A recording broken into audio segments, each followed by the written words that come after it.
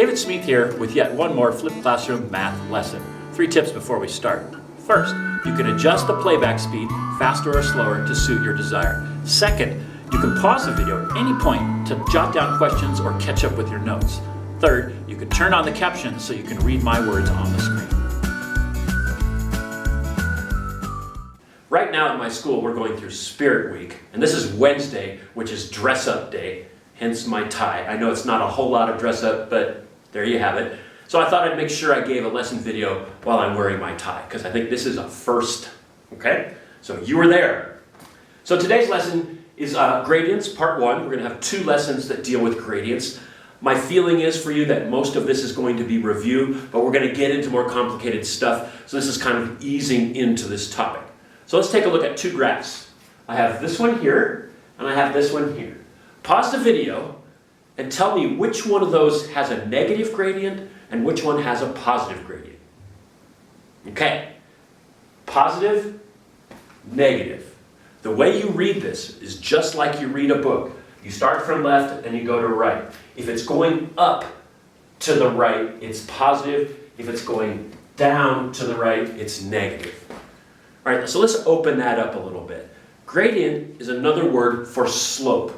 It's a measure of the steepness of a line. So if this gradient starts getting steeper and steeper and steeper, the number is going to get higher and higher. The same thing if it gets shallower and shallower, the number for the gradient is going to get smaller and smaller. This one is going to have a negative number for gradient, and as it gets steeper and steeper, that negative number is going to get more negative, and as it gets more shallow, it gets less negative. Okay? Now, we have a formula for gradient. It's a pretty straightforward formula. I'm going to smack it right in here. M is this number we use for gradient. It's y2 minus y1 over x2 minus x1. And you know that we've used these kind of notations for coordinate points both in our midpoint formulas and in our distance formulas, and here they are showing up in the gradient formula. So you probably already know what to do with this notation to find some gradients, okay? So, I'm going to ask you to do that. There's enough information right here to calculate the gradient of that line. So pause the video and see what you get. Okay, first step is a plug-in. M for gradient equals y2 minus y1 on top. So I'm going to call this point 1 and this is point 2. Before we start, what's the coordinates there? 0, 2. That's the y-intercept. We haven't gone anywhere on x and we've gone up 2 on y. So if this is point 2 and that's point 1, y2 is going to be 5 minus 2, and this is going to be 4 minus 0, and so we're going to have 3/4. So that's the gradient of that line. Okay, so now, pause the video and find the gradient of that line. Let's see how you did. I did all the work while you were trying yourself. I put my 2 points on. Remember, the intercepts are pretty easy points. They always have a 0, either for the x or for the y. And then I called this point 2 and this point 1. And I did 0 minus 4 for y2 minus y1, and 6 minus 0 for x2 minus x1. Got negative 4, 6, reduce that down to negative 2/3. So hopefully you got that. If you're struggling with that, I want you to try again. Work your math. Make sure you can do these calcs. Okay, so let's talk about these gradients. What do they mean? This is rise over run. Okay? Again, this should be review, but hopefully it's like reworking some gears and getting you going in terms of gradients. So this means for every 3 units we go up in this graph, we're going 4 as our run. Okay? And this one means for every 2 units that we go down in this graph, we go 3 for our run. So that's kind of a feel for gradients. Okay, let's do some problems. Okay, let's look at gradients of a couple special lines. So here I have a horizontal line and I have a vertical line. And these actually are pretty simple to figure out. However, students tend to forget or get confused by these. So I want to spend a little bit of time on that. So pause the video and write down the equation, or actually the gradient of that line. What is the gradient? Okay, so if you said 0, you're right. There's no slope, it's horizontal. It doesn't go down and it doesn't go up. It just stays right in one spot. This line is actually, pause the video, write the equation for that line. Okay, let's see how you did. This line is the 1, 2, 3. This line is the y equals 4 line. And notice how this equation does not have an x value. That's because y does not depend on x. Y is always 4, no matter what x is. Now we can do a slope calculation. Here's 2 points that lie on that line. Let's use our m, our formula. M equals, so what are these 2 points? This one is 3, 4, and this one is 5, 4. So here's our 2 points.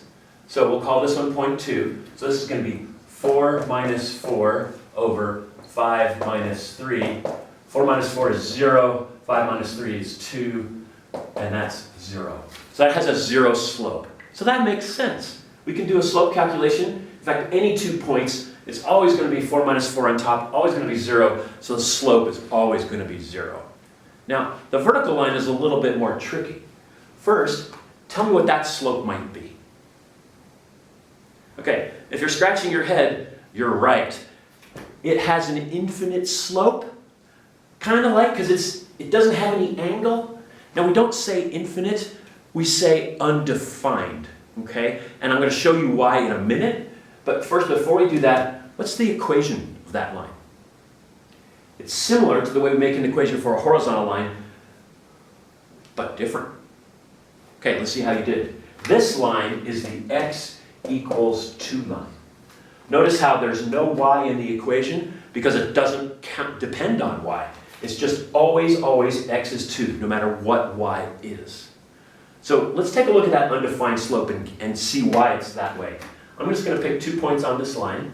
This would be the point 2, 1, and this would be the point 2, 3. And let's do our slope equation on that. I'm going to put that right here. So if that's point 2, we're going to get 3 minus 1 over 2 minus 2, and that's going to give me 2 over 0, and there's where we get our undefined. Now think about that. Why is that undefined? Okay, we can't divide by 0. Mathematics is kind of like, the way I think about it is it's broken. We don't know how to divide by 0. We can't do it. So whenever that happens in mathematics, we have to step back and say certain things, like in this case we say the slope is undefined. We cannot say what it is. How many zeros in 2? I don't know. It's hard to do. So, and a lot of really smart people have worked on this and played around with it, and we still have this thing that's undefined. And it's likely to stay that way. Okay, let's do an IB-style word problem and see how you do. Okay, so here we have a steep railway. It's got 2 stations along its track. Station A is given as 30, 60. These are coordinate points on a graph. And station B is 230, but they don't tell us the y-coordinate. They just tell us that it's some number h. Okay, interesting. If the gradient is 0.60, find h. So I want you to pause the video and think about that. How could you use what we know now to find h? Okay? If you think you know, write an equation. Okay, here we go. So we've got our slope equation, our gradient equation. We know it's y2 minus y1 over x2 minus x1. Now here's the thing. When you have a word problem, if you're not quite sure what to do, but you know what equation is involved, then you can write it and just throw the stuff from the problem into the equation, and then it might become clear to you what to do. So watch this. Let's go forward. Gradient, m. We know this. They told us here it's 0.60. So we have 0.60 equals, now we have y2 minus y1. y2 is h. So I'm just going to go h minus y1 is 60 over x2, 230 minus x1, which is 30. So now I have one equation with one variable, and we know we can solve this all day long. So let's do some simplification here. 0.60 equals h minus 60 over 200. And we just multiply each side by 200. 200 times 0.6 is 120. And this cancels. Add 60 to both sides.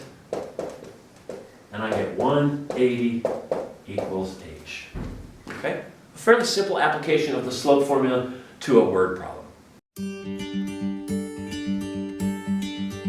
Now that you've watched the video, take a moment to jot down extra notes or jot down some questions for our next class. You can also re-watch portions of the video that you didn't get the first time. If you enjoyed the video, please click like, and if you'd like to help me grow my YouTube channel, please click subscribe.